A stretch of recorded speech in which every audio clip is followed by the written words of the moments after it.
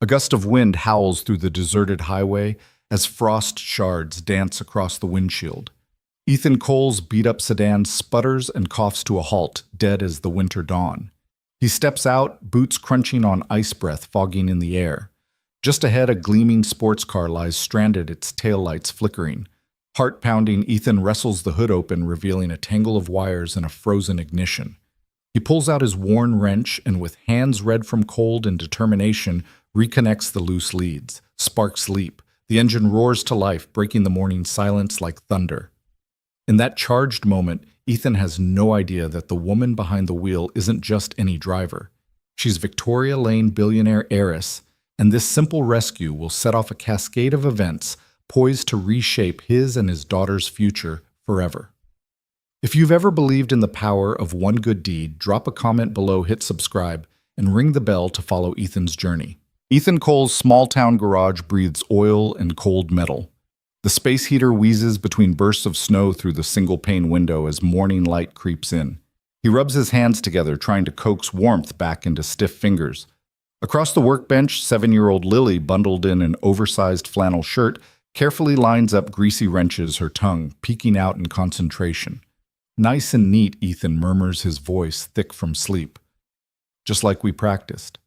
Lily beams her cheeks rosy and places the last 14mm socket between two 13s. Ethan cracks a grin. "See, you've got the touch." By 6:30 a.m., the smell of sizzling bacon and fresh maple syrup drifts in from the small kitchenette. Ethan flips a pancake, its edges crisping against the skillet. Every moment here in this cluttered, oil-stained space is a balancing act between necessity and longing. The faded calendar on the wall shows the 15th rent day. The supply order for next week still sits overdue, but each pancake, each wrench turned is a promise to Lily. "We'll make it, kiddo." He sets a plate before her. Lily picks up a fork and digs in. "Can we fix real cars today?" she asks, mouth half full. Ethan chuckles. "Yep. Mr. Rogers is bringing in that Oldsmobile. I'll teach you how to replace a belt." Lily's eyes light at the thought of grease and gears. Their routine is familiar: drop off Lily at school. By 7:45, hustle through 3 or 4 jobs before lunch. Maybe squeeze in a quick oil change between errands. Business is slow, but the bills won't wait. A faded flyer tacked near the coffee maker advertises Ethan's affordable auto repair. It's been there since he took over this rundown shop after his wife passed. Back then he dreamed of grandeur, state-of-the-art lifts, a waiting room with magazines and a TV. Now he's just grateful to keep the doors open. At 7:15, he slides into the driver's seat of the sedan. "Seatbelt on," he asks. Lily clicks it into place. "Ready," she says, tucking her scarf. They pull onto Main Street, the frost glinting in early sun. On the corner, Mrs. Alvarez waves from her bakery's window. She left donuts for them yesterday when she heard about their stalled heater. It's moments like these small acts of kindness that anchor Ethan's faith in people. After depositing Lily at school with a hug and a promise to pick her up for lunch if he can, Ethan heads back to the shop. The bell over the door jingles as he steps inside, greeted by the familiar grind of machinery and the damp chill clinging to walls. He rubs his hands together again and flips on the overhead light. His first customer rolls in, Mr. Rogers hunched behind the wheel of a rust-speckled Oldsmobile engine, sputtering. Ethan flips the hood open and plunges into diagnostics while Mr. Rogers hovers with hopeful eyes. "You think it's the water pump?" he asks. Ethan examines the puddle of coolant on the floor, nods. "Looks like it. I'll swap it out. Tighten the belt, and you'll be back on the road." Relief floods the older man's face. As Ethan works, he pauses to wipe sweat and grime from his brow. The heater is still on the fritz, but this job and the next 4 lined up means enough to cover rent and groceries. He thinks of Lily. Piano lessons are coming due next month. He can't let her dreams stall. Between customers, he checks his phone. No missed calls, no messages from Victoria Lane. He hasn't heard from the woman whose car he saved 3 mornings ago. Probably better, she's a busy CEO after all. But he can't shake the memory of her crystal blue gaze and silk gloves. By mid-morning, a young couple arrives with a stalling transmission on their hatchback. Lily's drawing of their family taped to the sun visor makes him smile.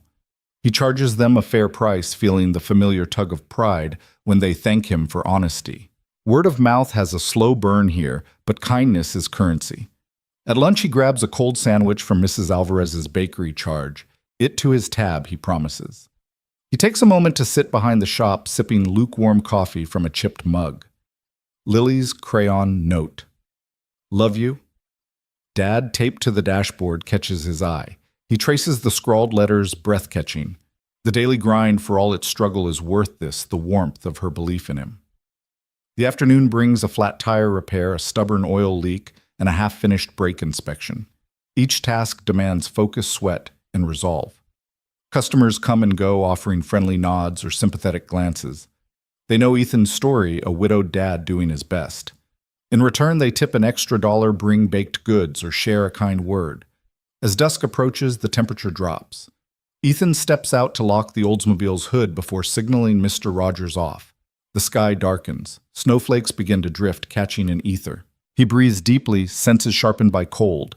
He wonders again about Victoria Lane, her car, and the opportunity she hinted at. Could his life really change beyond oil stains and late nights? He flips off the sign and turns to the closed doors. The bell jingles a final time as he loads his tools into the back of his sedan. Tomorrow, he'll do it all again. Stack wrenches, flip pancakes, fix cars, and keep the promise. But tonight, as he heads home under a hush of falling snow, a spark of possibility warms him more than any heater ever could. That morning, the world felt heavier than usual. Ethan Cole's breath steamed in the frigid air as he slipped into his threadbare coat, the hem damp with last night's melting snow.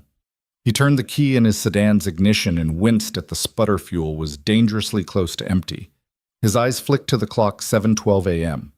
Lily's school bus would arrive in less than 10 minutes. He threw a glance at the gas gauge again. Just enough, he muttered, more to himself than the car. Ethan eased onto the highway tires, crunching over frost-hardened gravel.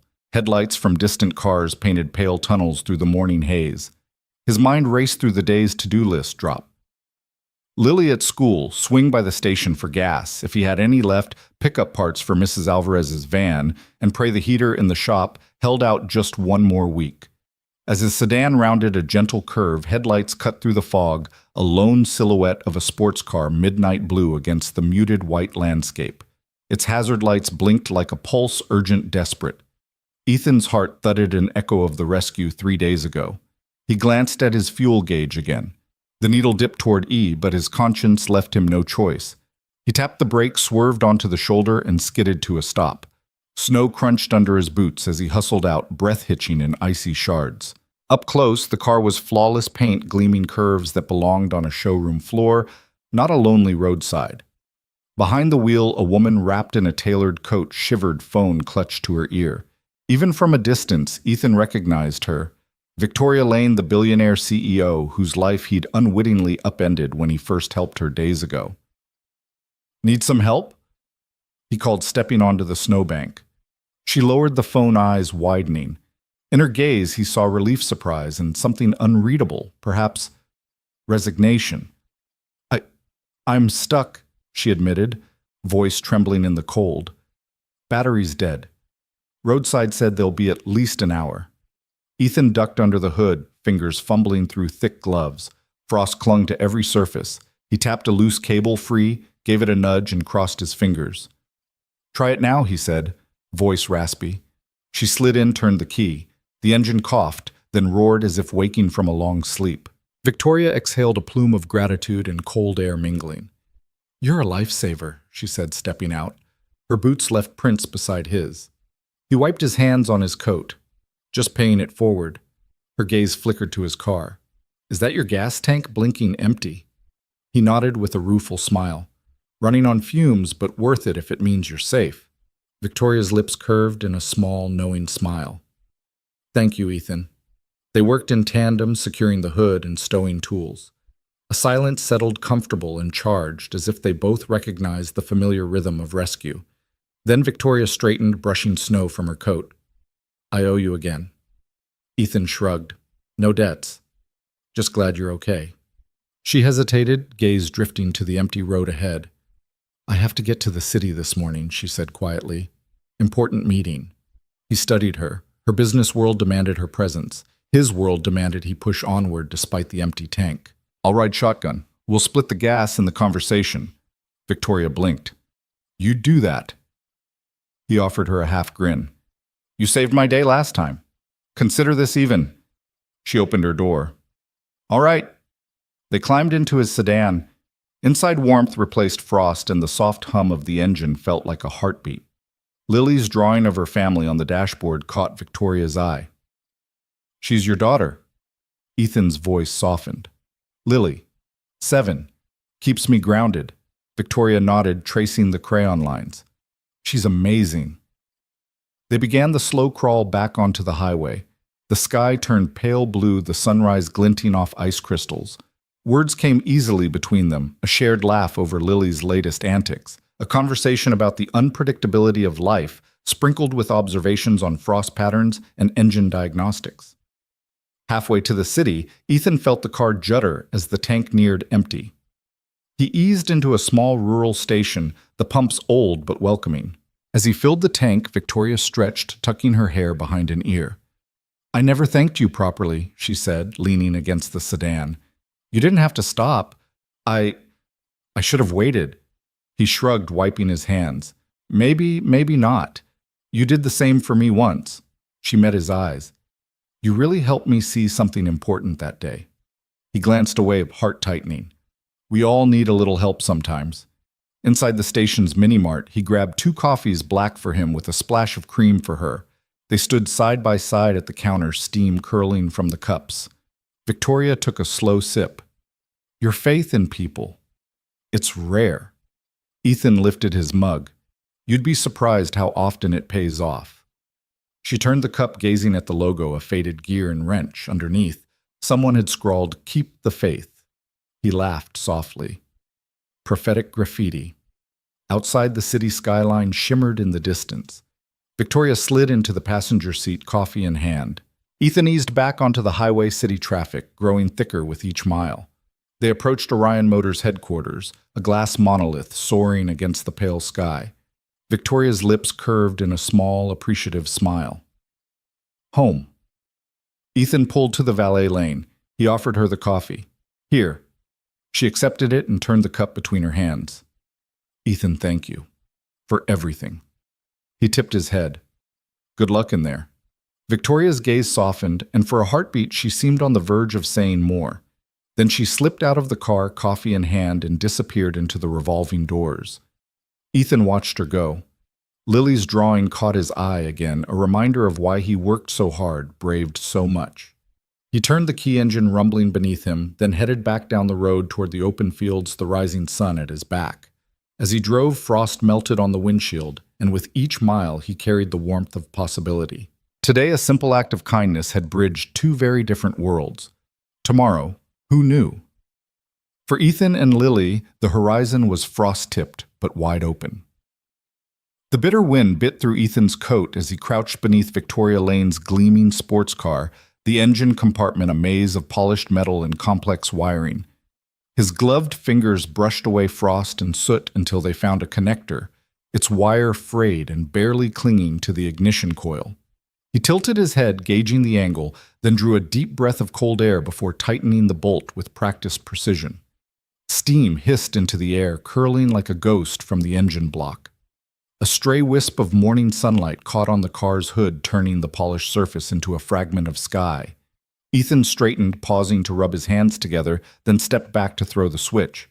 Victoria slid into the driver's seat, her posture tense with anticipation. The dashboard lights flickered on, and Ethan watched rooftops of analog gauges dance to life. She cranked the key. At first, the engine wheezed like a deep sigh after a long winter's sleep, but then it roared into a steady purr that thrummed through the tires to the frozen ground. Victoria exhaled, pressing her palm to the dash. Hope shimmered in her eyes, reflecting the sudden warmth in the engine's rumble. It's running, she whispered, voice soft as the thawing snow. Ethan brushed a lock of dark hair back from her face. Always happy to help. His words sounded more earnest than he'd meant. Her gratitude hung between them, fragile and luminous. She slid from the car and stepped onto the shoulder boots, crunching in the gravel. Her tailored coat brushed the snow as she approached him. I don't know how to thank you, she said, pulling her scarf tighter. The morning light caught a glint in her eyes, far more than relief. something like wonder. He shrugged, turning back to tuck his hands into his pockets. Just doing my job. She hesitated, then pulled a small piece of paper from her purse. Still, she insisted, pressing it into his palm. If you ever need anything at all, call me. Ethan looked down at her elegant handwriting, a phone number clean and confident on the white square. He felt a tug in his chest as he slipped it into his coat pocket. Thanks, he said, nodding once. She gave him a tentative smile, the kind that warmed his chest. Then she paused, raising a hand as if to step closer, perhaps to say more, but the moment skipped away like a bird startled from its perch. She turned and slid behind the wheel, the engine's steady hum filling the space. Ethan stood watching until the sports car melted into the mist of the empty road. The hush that followed was vast, broken only by the distant traffic. He closed his eyes and let the memory of Victoria's eyes linger, the gratitude, the gentle surprise of her discovery that someone cared enough to stop. He climbed back into his sedan, the heater groaning to life. The seatbelt scraped against his coat as he settled in. For a moment he remembered Lily's small hand slipping into his on cold mornings, the way her laughter melted the frost. He found himself tracing the outline of the paper number in his pocket. The ride home was a slow glide through the quiet town. Steam drifted from manhole covers, and the few early commuters kept their headlights low. Ethan passed the familiar street where Mrs. Alvarez's minivan was parked, another job waiting tomorrow. For once his mind wasn't on parts or payments or the steady march of time. It was on that single moment, the car coming to life, Victoria's soft whisper, and the way kindness can astonish even the most guarded heart. Pulling into his driveway, he glanced at the small sagging porch where Lily waited. She bounded down the sidewalk, hair a tangle of curls, cheeks pink from the chill. "Daddy," she called, skidding to a stop. Her breath formed little clouds as she held up a drawing. "Look what I made at school, our family." Ethan lifted her into his arms, pressing a kiss to her temple. He felt the life in her small frame, the boundless energy, and the unwavering faith in his promise to keep them afloat. He rocked her gently, smiling as she jabbed at the paper with a stubby crayon. "It's perfect, kiddo," she beamed. "And I wrote your name on the back so Miss Vanessa can't take it." He laughed, settling her inside and heading for the kitchen. The remnants of last night's dinner waited in Tupperware on the counter. As he warmed soup and bread, Lily chattered about her day, her teacher's funny socks, the new girl in class, how the recess slide was icy but the best kind of slippery. Ethan stirred the soup slowly, mind drifting back to the morning's rescue. Lily had skipped breakfast in her excitement and tugged at his sleeve. "Can I have pancakes, Daddy?" He plated the soup, then turned to reach for the griddle. "Pancakes are on the menu," he promised. As the sweet scent of batter sizzled in the pan, the kitchen filled with warmth. Lily's small chair scraped as she climbed up, eyes following the steam rising from the pancake stack. Ethan flipped the flapjacks with a practiced flick, each one golden and fluffy. He set the plate before her with a flourish. "Thanks, Daddy," she said between bites, chin dotted with syrup. He smiled, his thoughts settling. Somehow, in the course of one long morning, the world had grown both larger and smaller. Larger because a billionaire CEO had crossed his path and entrusted him with her gratitude. Smaller because in his own home, sitting with Lily, he felt the entirety of life distilled into pancake mornings and the quiet satisfaction of a job well done. He poured himself a cup of coffee, strong and black, and took a seat beside his daughter. She pressed a pancake into his hand. "Here, Daddy, this one's extra buttery." He bit into the pancake and tasted both salt and sweetness, hope and home. He glanced down at Lily's wide eyes, then tucked a stray curl behind her ear. Outside the world was still frosted in ice, but inside the small kitchen, warmth reigned. Ethan lifted his mug in a quiet toast to the morning's kindness, to the unexpected connections that shift destinies, and to the small, steadfast promise he made to Lily every dawn that no matter how cold the day, they would be all right.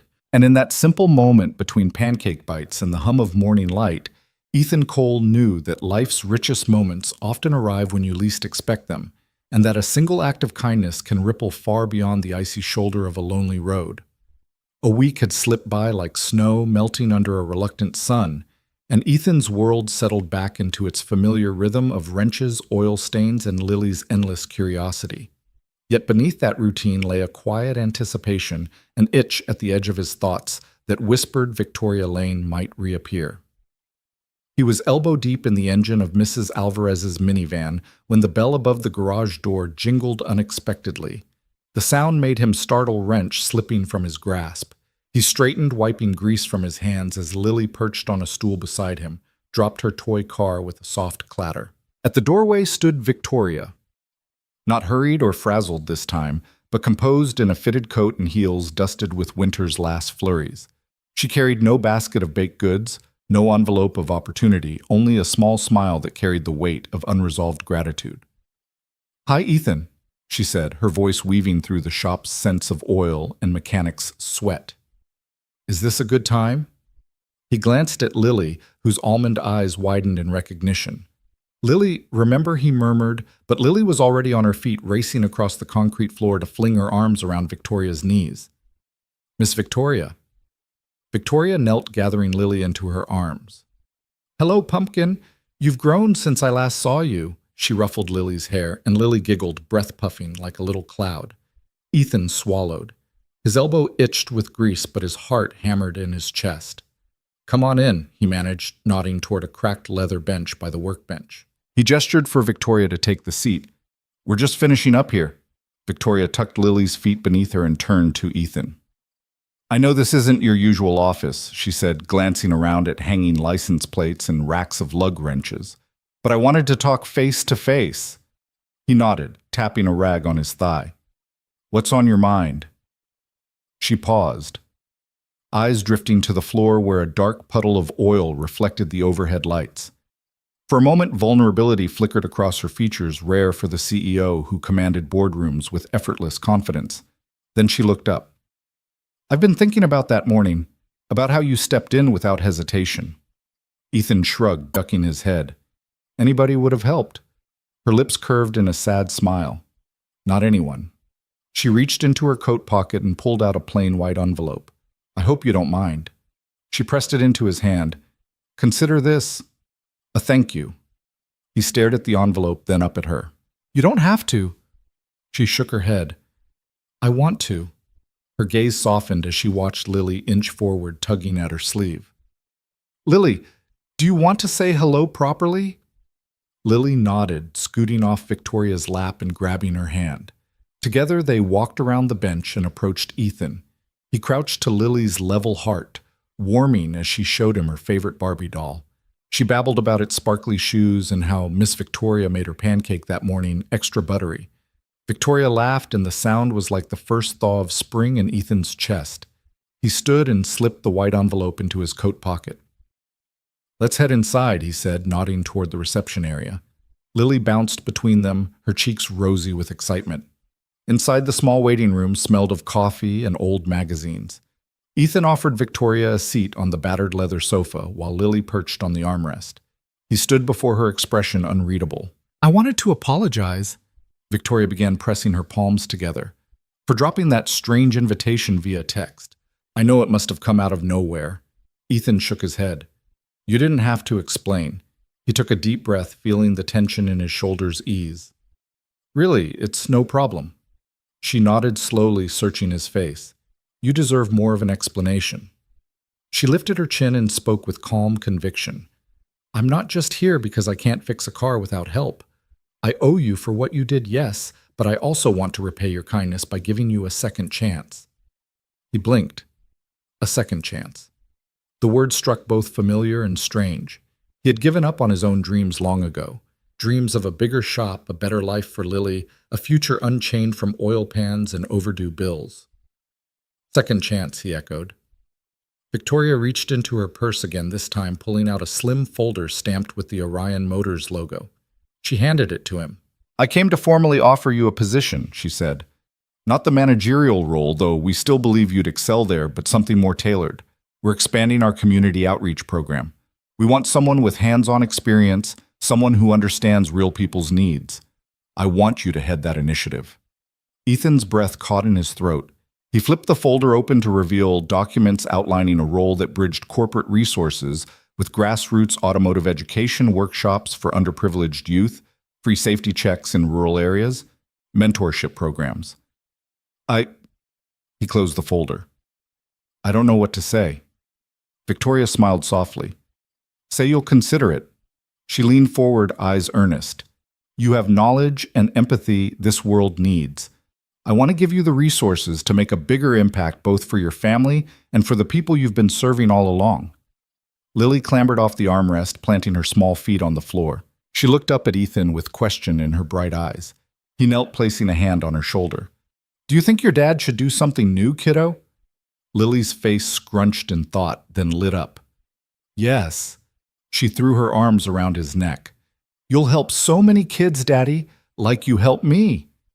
Ethan swallowed emotions roiling like engine oil left to settle. He looked at Victoria, at Lily's trusting face, then felt the promise of possibility unfurl within him. His entire life had been spent repairing others' vehicles, patching up the broken parts to keep them moving.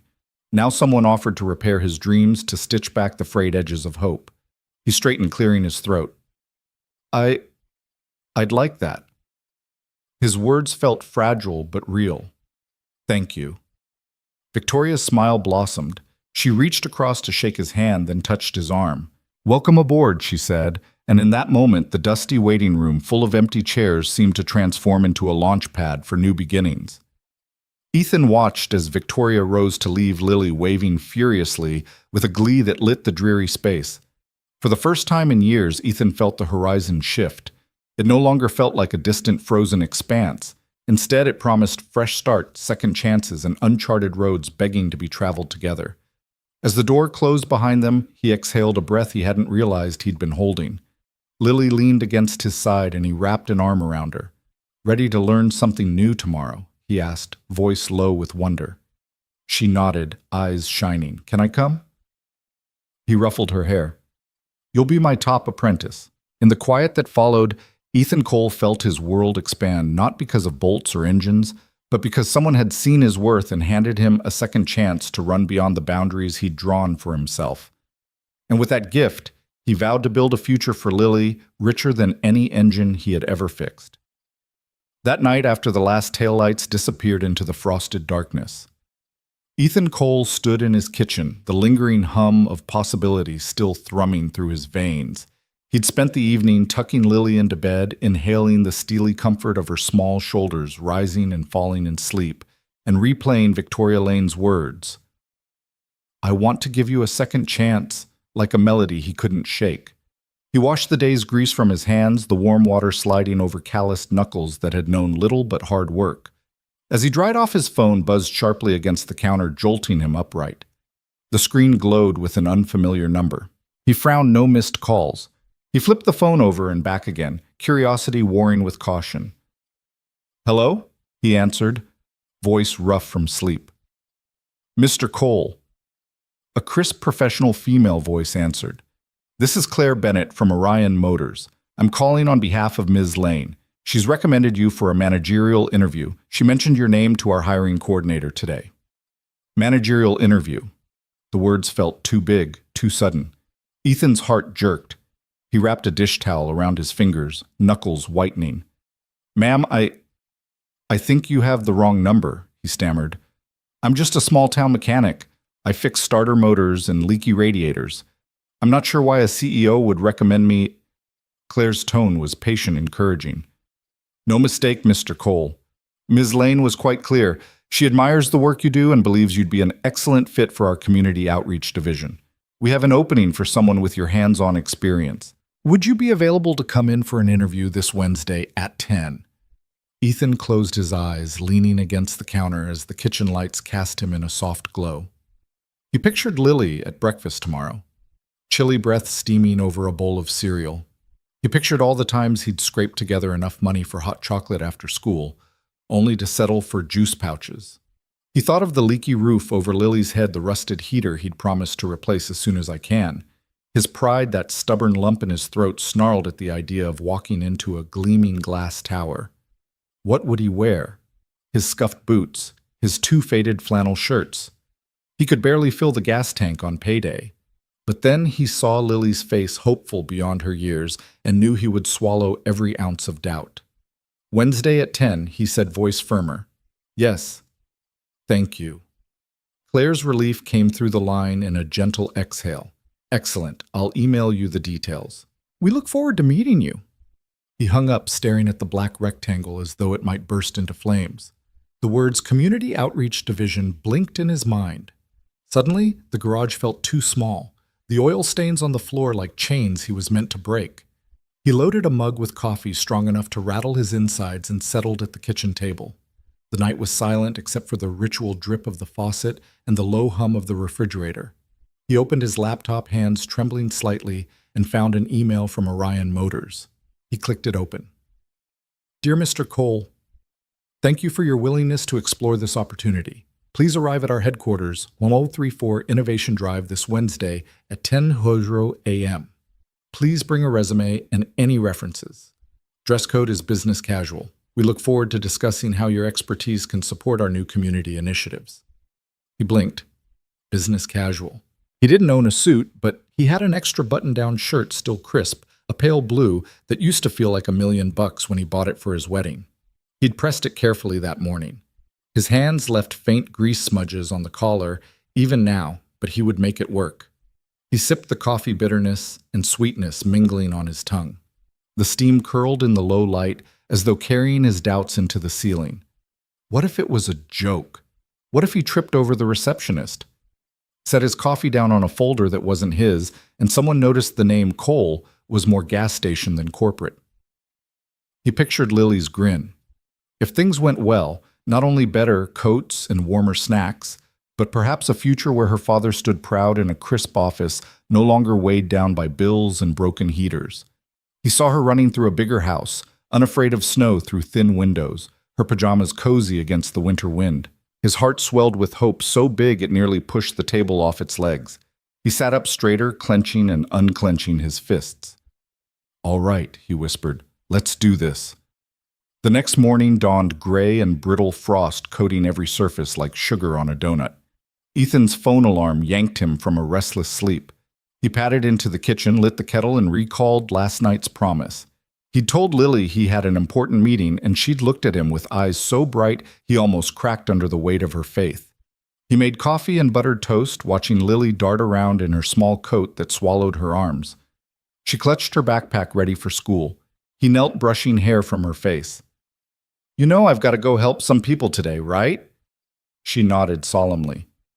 Be brave, Daddy, and don't forget to smile. He laughed, planting a kiss on her forehead. I won't, kiddo. You have fun at school. As he drove through the sleepy streets, Ethan ran through what he'd say if someone asked. So, Mr. Cole, tell us about yourself. He'd tell them he was a mechanic who believed in second chances, first for himself, then for the kids who needed guidance just like Lily had needed him. He'd explain how he'd taught Lily to fix her toy car's wheels, how every loose bolt on a family sedan represented a chance to keep someone's world moving. When he pulled up to the Orion Motors headquarters, a tower of mirrored glass that stretched toward a pale morning sky, his breath caught. He gripped the steering wheel as though holding a lifeline. He straightened his shirt collar, smoothed hair from his forehead, and stepped out into the cold. Inside, the lobby gleamed. Polished floors reflected his scuffed boots. Business professionals in crisp attire strode by, briefcases clicking on tile. He felt the weight of every stare, but also the pull of possibility pulling him forward. A friendly receptionist directed him to conference room B. He waited, heart drumming, as he stared at his reflection in the frosted glass. He straightened his shoulders, reminding himself he'd fixed cars and saved days. He'd earned this. Moments later, the door opened and Claire Bennett ushered him in.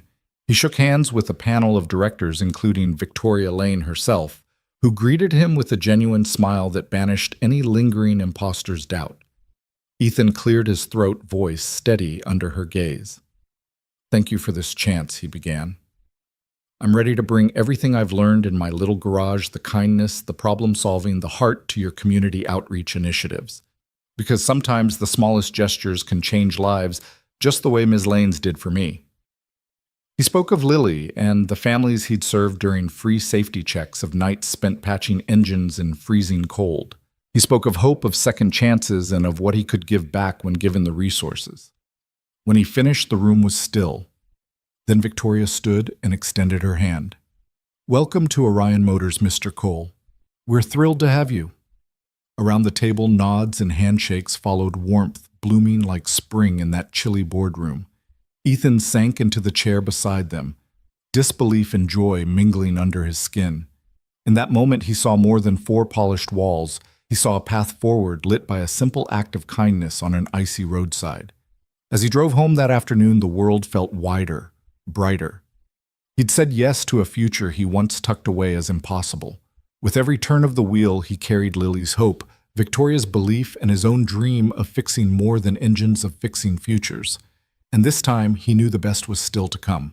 Ethan stepped through the double-glass doors of Orion Motors with a slow, steady breath, the click of his scuffed boots on the polished marble echoing in the cavernous lobby. He paused just inside, collecting himself his suited colleagues. Brilliant engineers, sharp-eyed analysts, and polished executives turned to study him in silent surprise. Here he was, the small-town mechanic with grease still in his veins and a heart worn proudly on his sleeve, suddenly thrust into the sleek heart of a corporate giant. He smoothed his slightly rumpled shirt, willing his knees not to tremble, and let his eyes travel upward to the soaring atrium above. Sunlight streamed through glass walls and skylights, tracing geometrical patterns on the floor. In one corner, a digital ticker scrolled stock values. In another, a reception desk manned by impeccably dressed professionals hummed with quiet efficiency. Ethan felt the familiar tang of motor oil and warm coffee in his pocket, remnants of long hours at his garage, and was suddenly conscious of every stitch, every thread, even the way his boots squeaked against these gleaming floors. "Good morning," a voice called softly behind him. Ethan turned to see Victoria Lane approaching her presence, as effortless and commanding as it had been on that icy shoulder weeks before. Her tailored blazer and understated jewelry spoke of confidence. Her warm smile spoke of reassurance. "Ready for your first orientation session?" He managed a nod, clearing his throat. "As ready as I'll ever be." They walked side by side, making their way to a bank of elevators. Colleagues shot curious glances their way, some welcoming, others skeptical, but Victoria seemed to glide through the scrutiny unbothered. Ethan tried to match her stride, clutching the folded piece of paper in his pocket. Lily's crayon scrawl, "Best Fixer Ever." He pressed it like a talisman against his thigh, feeling its gentle, unshakable certainty. In the elevator mirrors reflected his anxious face back at him. A pang of imposter syndrome knotted his stomach. He'd spent years under the fluorescent lights of his own dingy shop, guiding Lily's small fingers around greasy wrenches. Here he sat among high-performing managers who wielded spreadsheets like weapons and spoke of leveraging assets and synergetic growth. He swallowed hard. The doors opened quietly on the 20th floor. As they stepped into the corridor, the soft carpet muted their footsteps. Victoria led him to a conference room outfitted with ergonomic chairs and state-of-the-art screens. Ethan took a seat, noticing how the polished wood table gleamed under the recessed lights. He couldn't help but glance at the unfamiliar jargon projected on screen slides on KPIs, return on investment forecasts, strategic roadmaps. His throat ran dry, and he tapped a restless foot, recalling Lily's voice from the night before. "Be brave, Daddy." A bespectacled trainer, clipboard in hand, welcomed them. "Welcome, Mr. Cole. We're delighted you've joined Orion's Community Engagement Division. Today you'll learn about our corporate structure, key performance indicators, and how we measure impact across our global markets." The trainer's words rolled out smoothly, like well-oiled machinery. Ethan nodded, trying to anchor himself as the acronyms and buzzwords piled on: EBITDA, margins, stakeholder alignment, brand equity. He leaned forward in his chair, listening intently as the trainer segued into a case study. Imagine a rural community where access to reliable transportation is limited. Our program provides educational workshops on basic vehicle maintenance, ensuring safety and affordability. "Mr. Cole," the trainer said, pausing to let the attention shift. "We're counting on your expertise to shape these workshops. How would you engage such a community?" Ethan's heart pounded, but he met the trainer's gaze. He pictured those mornings in his garage, Lily kneeling at his side, oil-smudged hands twisting spark plugs. Faces of neighbors relieved by his willingness to teach. "I'd start by listening," he began, voice steadying. "Find out their most pressing needs. Maybe it's tire safety or changing oil with limited resources. Then break down each step tool's safety cost into simple hands-on modules. I'd bring examples right to their doorstep. Broken starter motors, leaky radiators. Nothing beats seeing a problem solved in real time. And I'd make sure every family leaves with the confidence to tackle basic repairs themselves. The room was quiet for a heartbeat. Then Victoria offered an encouraging nod. Exactly the kind of practical insight we need. A ripple of agreement followed among the managers gathering around the table. Ethan exhaled surprise, warming his chest. He had a seat at this table after all. The rest of the morning blurred into a flurry of introductions and departmental overviews. He met marketing strategists who spoke of campaigns that showcased Orion's philanthropic work finance officers who modeled cost-benefit analyses and technology leads innovating electric drivetrains. Every conversation buzzed with promise and just a touch of skepticism. By lunch, Ethan's nerves had settled into a cautious curiosity. He stepped into the employee cafe, a bright space offering gourmet sandwiches alongside artisanal lattes.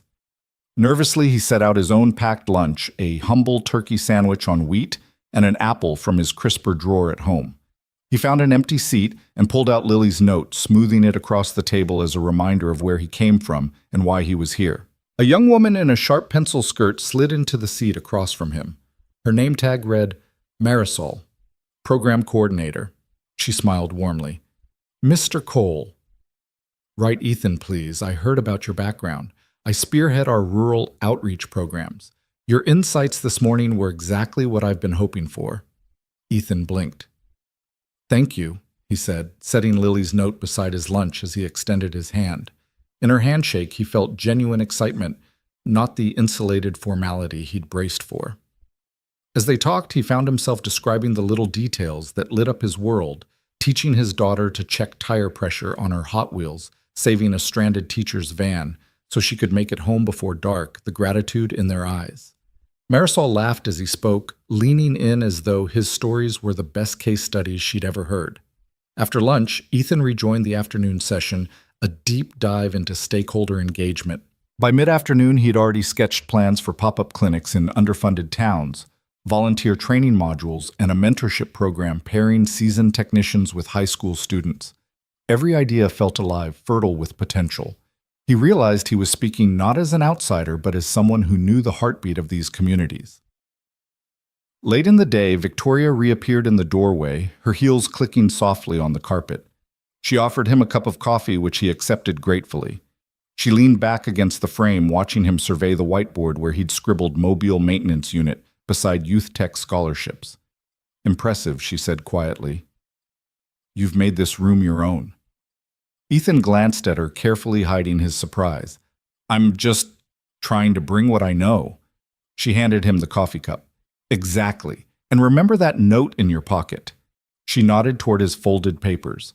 He reached in, fingers brushing the crayon scrawl. Lily, he murmured. She's right, Victoria said, her voice soft but firm. You are Orion's best fixer ever. They shared a smile, that unspoken understanding passing between them. A small-town mechanic was bringing something no MBA could teach. His knowledge of wrenches and warm hearts was precisely the kind of synergy this company needed. As the sun cast long shadows through the glass facade, Ethan packed away his notepad, gathering the day's insights into a neat stack. The corporate buzzwords no longer felt like a foreign language. He'd already translated them into concrete plans that would get dirty and human hands moving.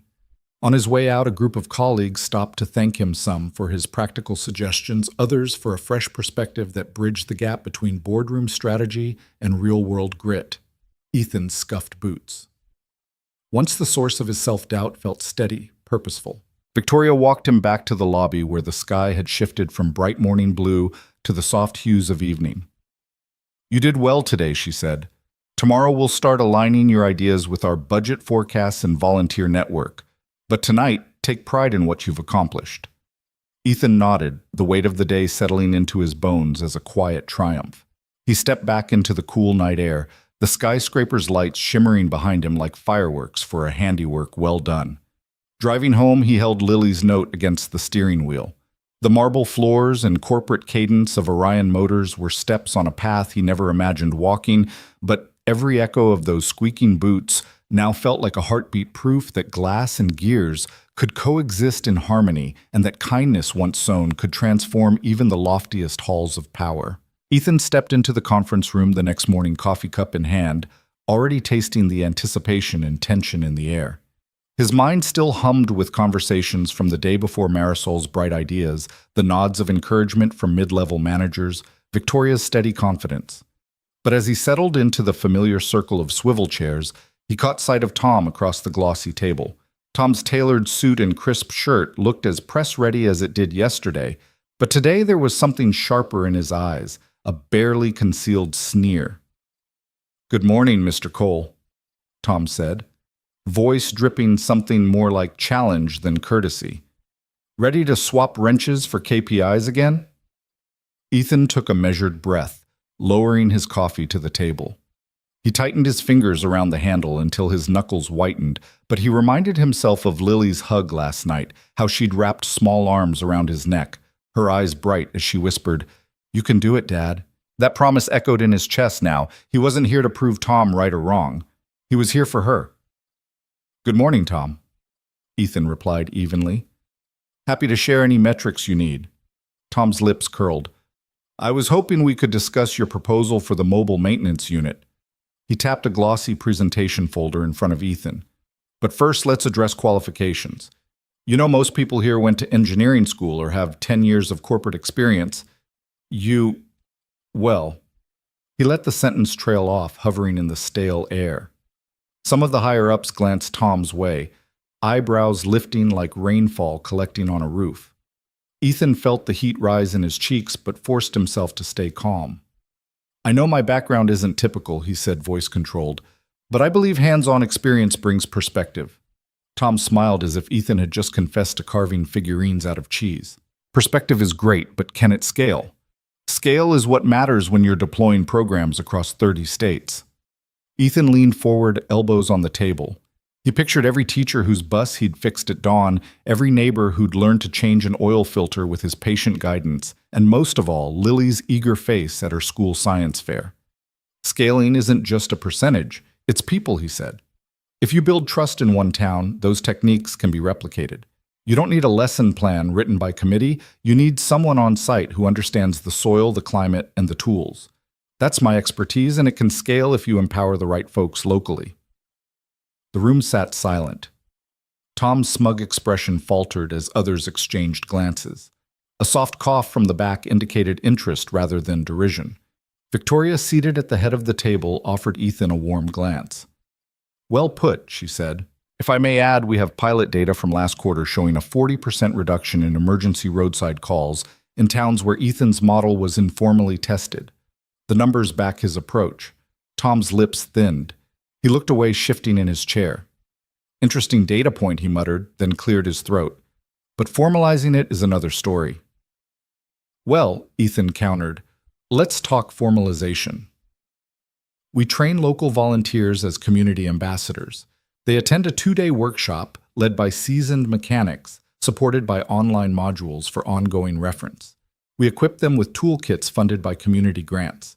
In my experience, that's enough to keep 3 out of 5 breakdowns from needing tow trucks." He let that hang there, letting the logic settle. A few nods around the table told Ethan that he'd won at least a hearing. He sank back, chest easing, as Tom's stern gaze flickered with reluctant respect. The rest of the morning moved forward in a swirl of budget models and implementation timelines. Ethan contributing at every turn, his suggestions weaving easily into the corporate lexicon: ROI, per community coach volunteer retention rates, impact on insurance premiums. As lunchtime approached, the conversation had shifted from skepticism to cautious collaboration. Ethan ducked out for a quick break to catch his breath. The elevator ride down felt endless until he finally pressed the button and the doors slid closed. He gazed at his reflection, hair slightly ruffled, eyes bright with the promise of progress. He allowed himself a brief smile before remembering tomorrow Lily would be waiting for him at her school gates, lunchbox in hand, eager to hear every detail. At home that evening, the scent of tomato sauce and garlic greeted him before he even opened the front door. Lily's laughter drifted down the hallway as she and her mother cleared the table. Ethan paused, breathing in the warmth of family life after a day of boardroom battles. Daddy Lily dropped her puzzle pieces and ran into his arms. He scooped her up, feeling her small heart beating against his chest. She buried her cheek in his shirt. "Tell me you kicked corporate butt today." Ethan laughed, setting her down gently. She toddled ahead into the kitchen, pulling up a chair beside her mom. "I did my best," he said, wrapping an arm around his wife's shoulders as she turned to greet him with a tired smile of her own. Over meatballs and spaghetti, Lily peppered him with questions. "Did they like your idea? Did you show them how to change a tire? Did you make them promise to eat pancakes on Saturday?" Ethan answered, each with a flourish, using simple language but weaving in the complexity of big decisions, grant approvals, volunteer onboarding, and metrics. Lily's eyes grew big as he described towns once stranded and now running buses on time and teachers smiling. His wife reached across the table, squeezing his hand. "You did good," she said, her tone gentle but certain. "I can see it in Lily's face." Lily beamed, then suddenly patted Ethan on the cheek. "You can do it, Dad," she said, and Ethan felt his vaccine of doubt slip away, inoculated by her unwavering faith. Later, after Lily was tucked into bed and the house's soft hum lulled into quiet, Ethan sat at his small desk in the corner of his home office. He unfolded Lily's crayon note again, "Best fixer ever," and placed it beside his notebook. Even here among balance sheets and program outlines it belonged. He jotted down new ideas, virtual check-ins for community volunteers, partnerships with local schools for vocational workshops, a fellowship for mechanics who wanted to join Orion temporarily before returning home. Tom's sneer that morning felt distant now, like static on a radio dial that you tune out once the signal clears. In its place was the trust of colleagues who'd given him room to speak, the gratitude of board members who recognized value and lived experience, and above all, Lily's faith, which remained his true north. As he closed the notebook and turned off the desk lamp, Ethan whispered into the dark, "For you, kiddo." Outside, the stars blinked in the clear night sky, and a sense of possibility wrapped around him like a well-worn glove. Under scrutiny he had stood, and under scrutiny he had prevailed not by becoming someone he wasn't, but by staying exactly who he was, a dad with grease on his hands and hope in his heart, building second chances one community at a time. Ethan stepped off the elevator into the hushed tension of Orion's main testing lab, where the hum of diagnostic machines felt more like the slow ticking of a bomb. 2 days remained before the high-stakes launch of their new vehicle line, a projected multi-million-dollar debut. Now every engineer's eyes were dulled by panic. Screens lining one wall displayed line graphs that dipped ominously. Colored warning lights blinked. A knot tightened in Ethan's chest. He followed Victoria through rows of technicians huddled over laptops. "They've run every routine test," she said quietly, her voice steady but urgent. "But the rear suspension is failing the fatigue trials. The board is ready to postpone. We lose everything if we delay." Ethan swallowed and nodded. He felt suddenly dwarfed by the cavernous lab and by the slick credentials of the PhD engineers clustering around consoles. Yet Victoria's gaze on him held something, trust, maybe even hope. He straightened his shoulders, recalling Lily's confident whisper in his ear, "That very morning, Dad fixes things." It was such a simple line, but right now it felt like armor. They reached the central table where a scale model of the suspension assembly lay dissected into numbered parts. The lead engineer, Anika, a soft-spoken woman with a remarkably calm demeanor, looked up. "We've pinpointed the weak spot in the damping valves. They're overheating under repeated load. We can reinforce the housing, but that means new tooling and a 2-week delay." Jeff from production shook his head, voice thick with defeat. "We can't afford that. Our competitors are already lining up pre-orders. We delay, we lose our edge." Ethan glanced at the model, then at the sea of anxious faces. His palms tingled. He stepped forward. What if he began carefully instead of redesigning the housing? "We try a dynamic recalibration. Change the damping curve to shed heat differently. Use a higher viscosity fluid that disperses energy more gradually." He watched eyes raise in surprise and felt a flicker of wider interest around the table. "Higher viscosity fluid," Anika repeated. Most of our tests indicated that would stiffen the ride too much. True, Ethan said, but hear me out. If we run a staged calibration, start at lower damping rates and gradually ramp up as speed increases, you can keep peak temperatures under control without a full redesign. He traced a path through the schematic with his finger. You'd need to adjust the valve orifices by maybe 2%.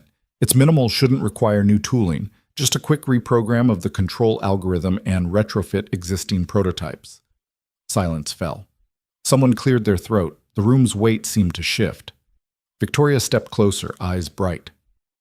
Ethan, that's exactly the kind of out-of-the-box thinking we need. But can you back it up? Ethan drew a breath. I've seen a similar situation back in my shop. A customer's hydraulic lift was overheating under constant use. Instead of replacing the cylinder, I increased the bleed rate to cycle. The fluid reduced the heat peak by about 30%. It lasted a year without issue. He looked up. The principles are the same. Tom, who had been scowling in the corner, arched an eyebrow. That was a small stationary lift at 2,000 psi. We're talking variable loads at highway speeds. He sounded ready to dismiss Ethan again. But Ethan held his ground. All the more reason to simulate it here. Let's run a few cycle tests using this method on the bench units. If it shows promise, we incorporate it into the next round immediately. Worst case, we revert to your original housings, but at least we're trying to solve it without months of delay. Anika exchanged a look with her team. We can reprogram the test rig overnight, she said. We'll run a dozen cycles and watch the temperature curves. She turned to the technicians. Get me the test scripts and let's do this. A murmur of approval swept the room. Even Tom sounded grudgingly impressed. Fine, run the test, but don't waste time. Ethan nodded, voice steady. Right away. As the team scrambled, Victoria slipped an arm around his shoulder. You just might save this launch, she whispered. He managed a tense smile. Let's hope. Over the next 12 hours, the lab became a whirlwind of activity. Ethan hovered over monitors as digital readouts scrolled across screens, temperature spikes, pressure graphs, heat maps. The tension built with each cycle. At 50 cycles, the dampers warmed to 145 degrees Celsius, just within safe limits. At 75, they crested 150 degrees Celsius but plateaued.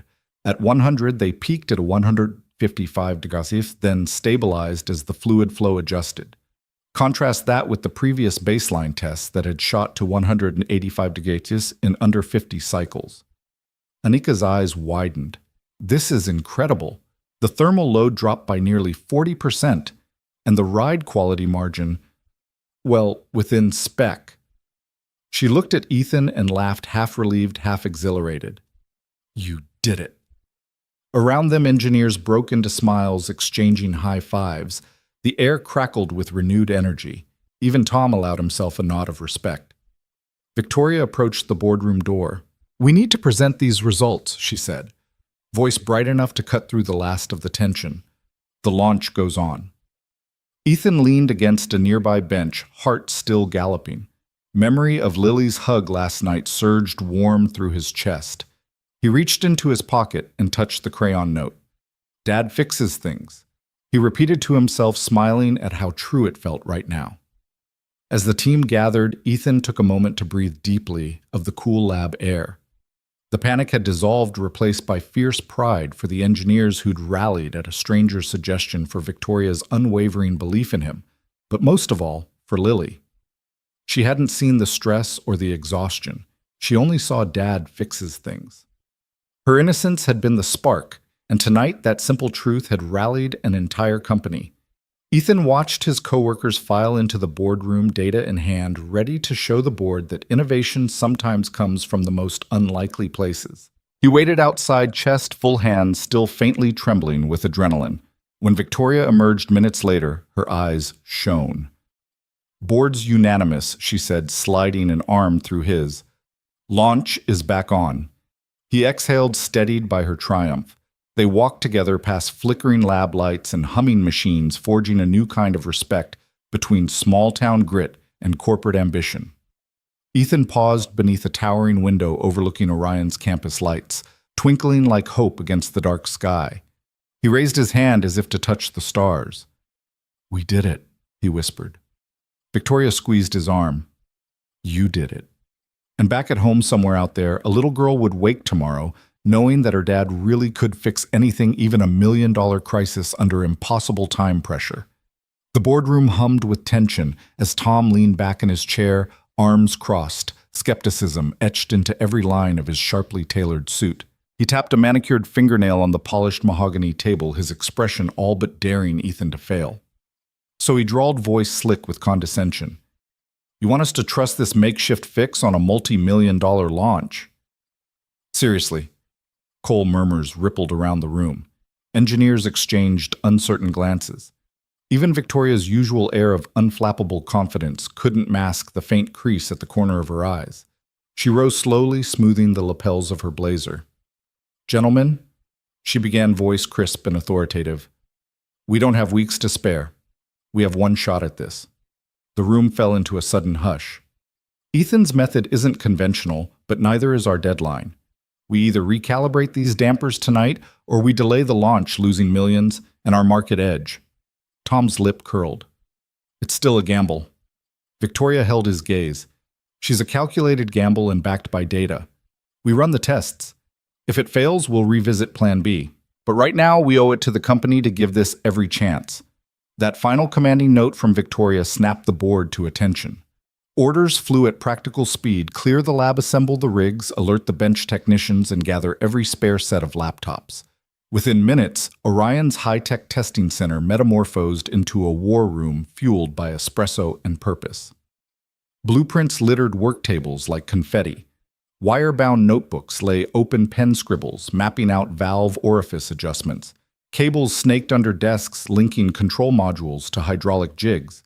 Everyone moved with precise urgency, double-checking measurements that only hours ago had seemed impossible to trust.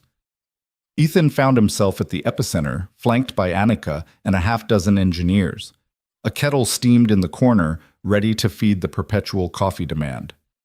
All right, he said, voice calm but carrying the weight of decisive authority.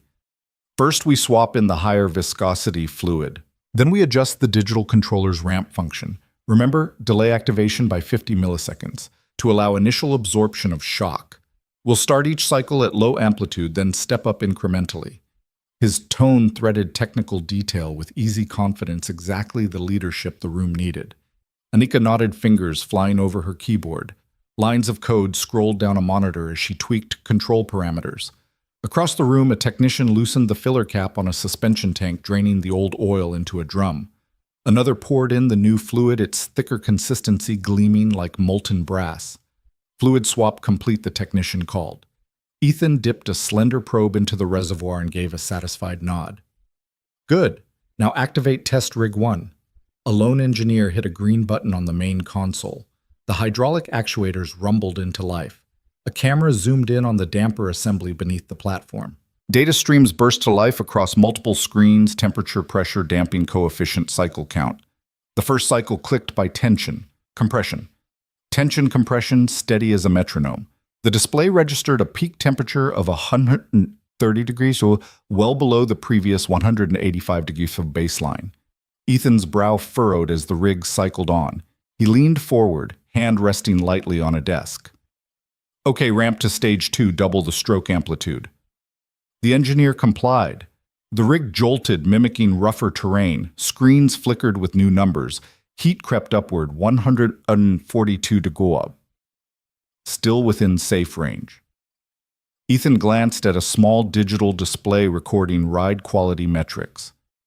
Ride comfort delta is at 0.05 Gs, excellent. No detectable harshness. Tom folded his arms and watched silent. A hush of respect rippled through the room, but Ethan knew better than to relax. Stage 3, he called. Full amplitude, simulate highway speeds. The lab's overhead lights reflected off polished floors as the rig went to work. Hydraulic pistons hissed. The damper glowed under mechanical stress. Every cycle chipped away at doubt. At cycle 50, the peak temperature topped out at 153 degrees Celsius. Then stabilized, no runaway heat buildup. Everyone held their breath as the data scrolled. Annika punched the air. "We're holding!" she exclaimed, voice loud enough to break the stillness. No spikes beyond spec. Around the room, technicians cheered. The board members exchanged excited glances. Even Tom cracked a half smile, eyes glittering with reluctant approval. Ethan allowed himself a small, steady smile, but he kept watching another 40 cycles to go. At cycle 90, with dawn's pale light just beginning to peek through the lab's high windows, a hush fell. Data graphs glowed in sweeping arcs, pressure stayed smooth, thermal readings plateaued. The system began its final cool-down without a hitch. At cycle 100, the rig automatically shut down. Silence answered. Then Victoria let out a breath and the room erupted into applause. Engineers slapped backs and pumped fists. Board members rose to their feet, clapping Ethan on the shoulder. Tom stepped forward, extended his hand, and gave it a firm shake. "Well done," he said simply, voice deep. Ethan exhaled, swallowing the shudder of relief. The adrenaline in his veins loosed its iron grip. He glanced around at the faces familiar and new, lit by screens and triumph. Here were the people who had started the night locked in panic, now beaming with hard-won confidence. It was a moment he would carry for a lifetime. Victoria approached him, eyes bright. She placed a hand on his shoulder. "You've proven that expertise isn't measured by a degree or a title. It's measured by grit and insight." Her voice trembled with pride. "Thank you. You just saved this launch." Ethan shook his head, cheeks warming. "I didn't do it alone." He gestured at the cheering crowds and blinking consoles. "This was all of us working together." She smiled and squeezed his shoulder. "Let's go tell the board, then we'll celebrate." Minutes later, they reconvened in the boardroom. Margaret, the stern-faced board member who had once demanded an explanation, rose to her feet and cleared her throat. "I'll admit I doubted you, Mr. Cole," she began, voice projecting calm authority. "Tonight you proved that unconventional thinking can be a company's greatest asset. On behalf of the board, I commend you and Ms. Lane for the courage to take this risk." Ethan nodded, feeling a grin spread across his face. The room filled with applause once again. He spotted Tom tucked at the back, nodding in respect. The weight of the world had lifted. In its place lay something fluttering like a flag of triumph, the knowledge that he belonged here, that his hands-on wisdom mattered on this grand stage. Later, in a quieter hallway, Victoria and Ethan exchanged words away from the applause. The hum of activity echoed in the distance. She turned to him, smile soft and genuine. "You know," she said, "I've overseen hundreds of launches, but tonight was one of the most exhilarating. People forget how powerful a single insight can be." Ethan rubbed his neck, thinking of Lily, curled in bed hours ago, oblivious to the drama unfolding. "It's all for her," he said quietly. "I want her to see that her dad can stand tall no matter how fancy the arena." Victoria reached out, resting a hand on his arm. "You've given her and all of us something invaluable tonight." He let himself lean into that praise heart, thrumming with warmth. The risk had paid off beyond any engineered expectation. The reward wasn't only in saved millions or undelayed launches, it was in the belief reignited in every person who had dared to see more than a grease-stained mechanic. It was in forging trust between small-town grit and corporate ambition. As Ethan walked out into the morning light with Victoria by his side, every breath felt charged with possibility. The frost that had greeted Lily and him days earlier now melted in the promise of a new dawn, one where genuine expertise and courage could transcend any title, any obstacle. And somewhere back home, a little girl would wake up knowing her dad had saved the day, proving that even one man's steady hands could steer a company through the storm. The early morning light streamed through the tall windows of Orion Motors' boardroom, painting the polished mahogany table in warm gold. Ethan Cole sat at one end, his presentation slides glowing softly on the screen behind him. Across the table, the usual mixture of stern directors, engineers, and department heads watched him with rapt attention. At the front, Victoria Lane stood beside him, her poised confidence a steadying presence. Ethan took a moment to glance at the first slide, a crisp chart depicting the suspension test results, each data point falling perfectly within margins. He inhaled, feeling his heart settle into a measured rhythm. This was the moment he had worked toward 2 days of sleepless nights, constant recalibrations, and quiet determination. Now all he needed to do was let the numbers speak. He cleared his throat. "Good morning," he began, voice calm but firm. "Thank you all for coming on such short notice. Yesterday evening, we ran a full 100-cycle stress test on the damper assembly using the new calibration protocol. I'm pleased to report that not only did we stay well within design specifications, but we also saw a 12% improvement in thermal stability over the original configuration. He clicked the remote. The next slide showed side-by-side thermal graphs, the old line creeping into dangerous red zones by cycle 60, and the new tuning maintaining a steady blue-green gradient all the way through. A hum of approval rose from the engineers in the back. Ethan continued weaving each result into a narrative that underscored the practicality of hands-on expertise matched with corporate resources. He spoke of fluid viscosity adjustments, timing offsets, and the real-world parallels he had drawn from his garage days, how every make and model he'd repaired demanded its own bespoke approach. As he spoke, he noticed Marjorie Cartwright, the board's stern-faced director, lean forward, studying the data with keen interest. When Ethan hit the final slide, a simple conclusion launch on schedule, he let the silence hang for just a heartbeat. Then slowly applause rippled around the room. It started as a polite smattering and grew into a confident, broad acknowledgement of his achievement. Relief washed over him in a gentle wave, loosening the tension in his shoulders. Marjorie cleared her throat, drawing the room's attention back to the front. She rose from her seat, carrying a crisp folder in one hand. Her expression softened for the first time since Ethan's arrival. Mr. Cole, she began, voice carrying both authority and genuine warmth. This board has seen countless presentations, countless projections. Rarely do we encounter a solution so elegantly simple, yet so rigorously tested. You have not only vindicated your approach, you've demonstrated the value of practical insight in an environment often dominated by theory. Well done. Her words, concise and weighty, landed like the final piece in a complex puzzle. Tom Fairchild, the polished engineer who had so vocally doubted Ethan's unconventional methods, rose next. His usually smug smile was tempered by respect. He offered Ethan a firm handshake. "Ethan," he said, voice steady, "I'll admit I was skeptical, but I've seen the numbers. Your approach worked and saved us from a costly delay. I look forward to learning more from you." The room erupted into applause again, this time warmer, more genuine. Ethan felt his cheeks heat with pride. He caught Victoria's eye and gave her a grateful nod. She returned a bright, encouraging smile, her eyes shining with pride that mirrored his own. As the applause subsided, Victoria stepped forward. "Ladies and gentlemen," she said, voice clear today, "we celebrate not just the recovery of our launch timeline, but the spirit of collaboration that defines Orion Motors. It's a reminder that innovation can come from any corner of our company. Let's carry this momentum forward." She gestured to Ethan, who closed his presentation with a simple, "Thank you, everyone. Let's get back to making the best vehicles on the market." The formalities concluded, the boardroom buzzed with renewed energy. Conversations sparked about next steps, production schedules, and market projections. Ethan gathered his notes, feeling the hum of conversation around him rather than anxiety. Hands patted him on the back. Colleagues sought him out for a quick word of congratulations or a friendly handshake. He made his way toward the door, every step lighter than the last. Outside the room, in the corridor's gentle glow, Victoria caught up to him. "How are you feeling?" she asked, voice warm and half laughing. "Honestly," Ethan replied, exhaling, "I feel like I can breathe again." She slipped her arm through his.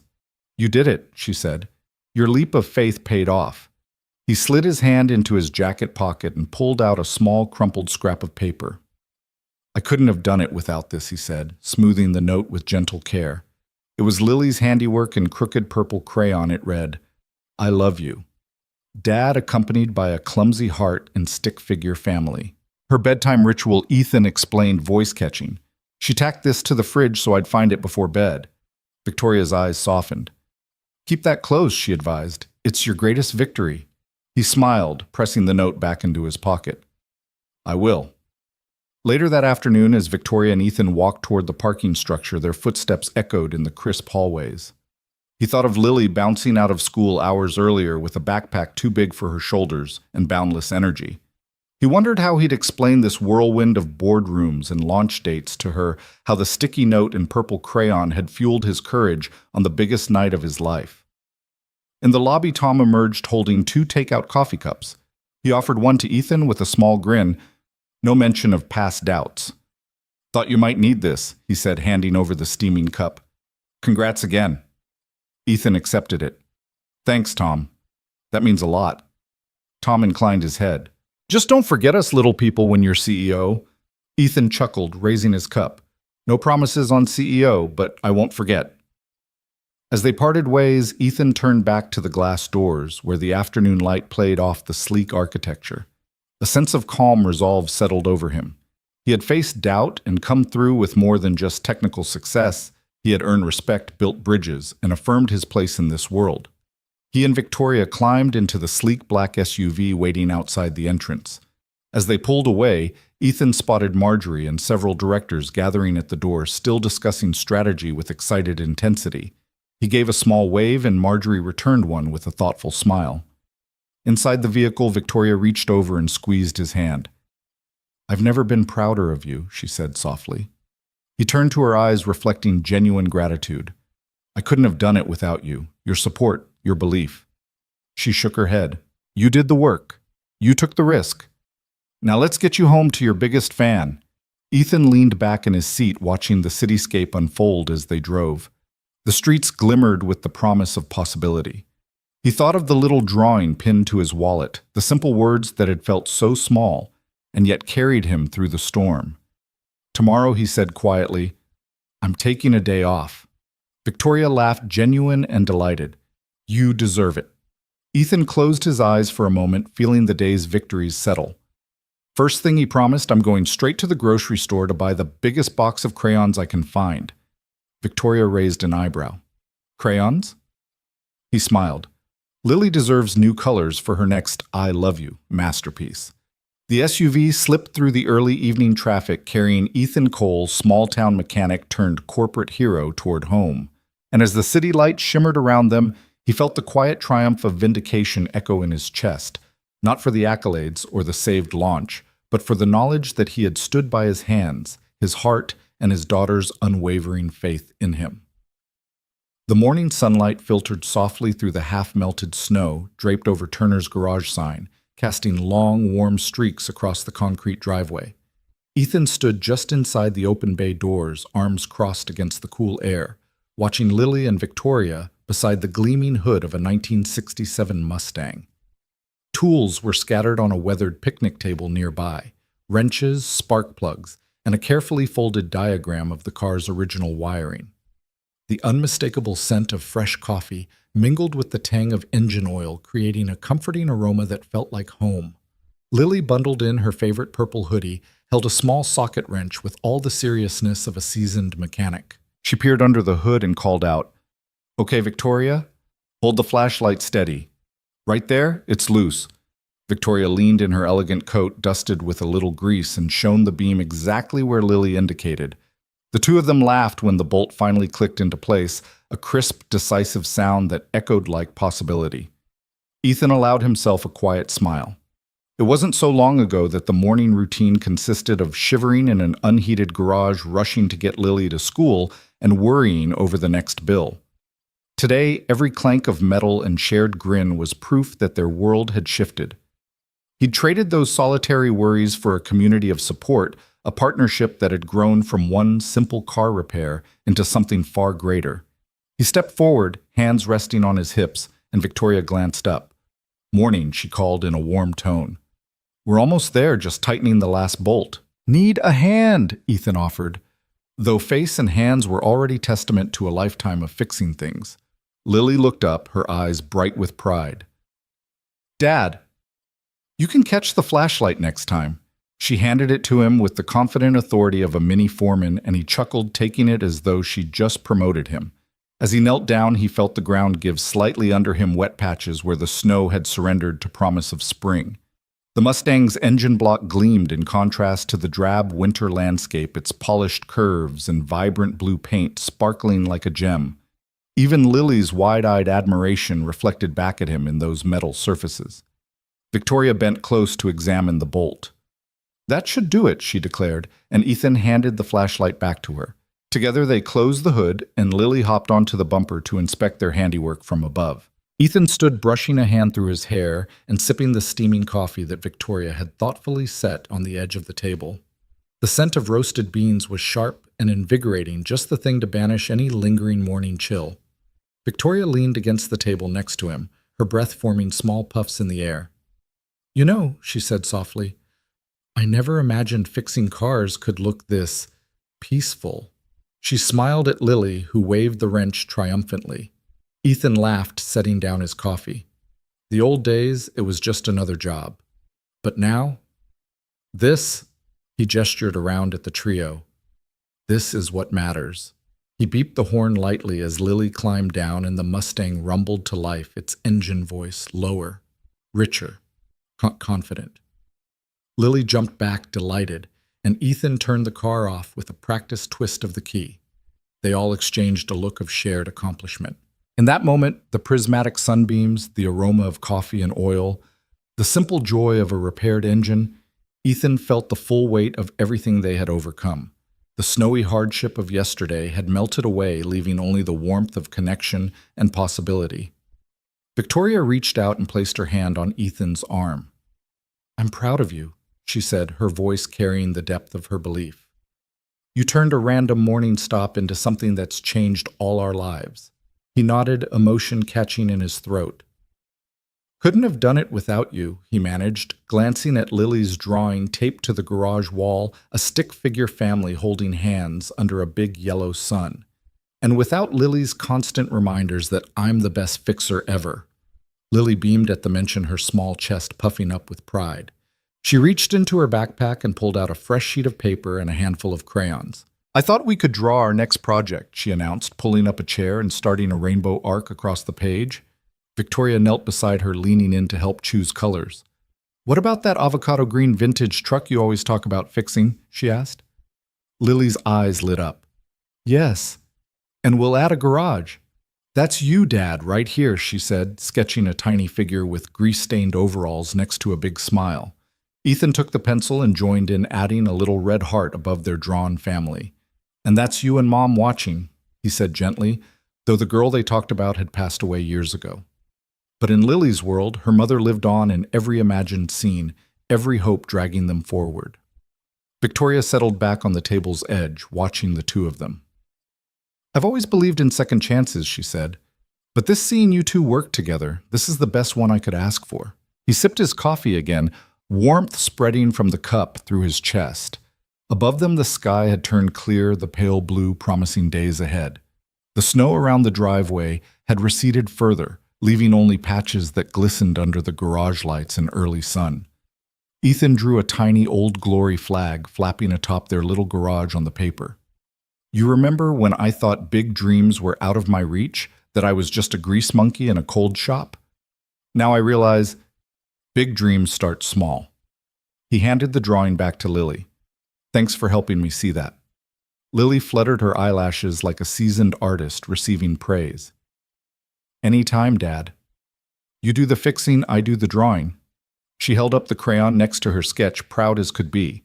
Victoria laughed, a bright, clear sound that mingled perfectly with the rumble of the city awakening outside.